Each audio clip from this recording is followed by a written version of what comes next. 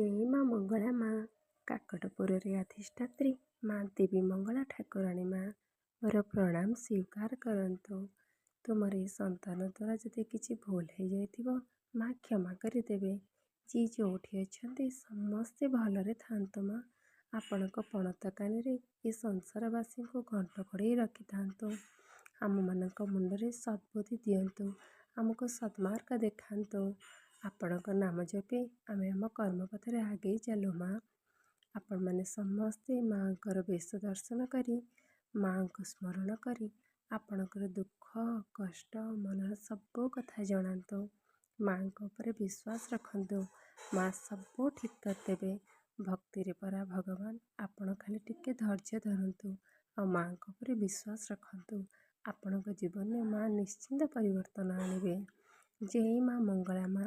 ଭକ୍ତଙ୍କର ମଙ୍ଗଳ ହେଉ।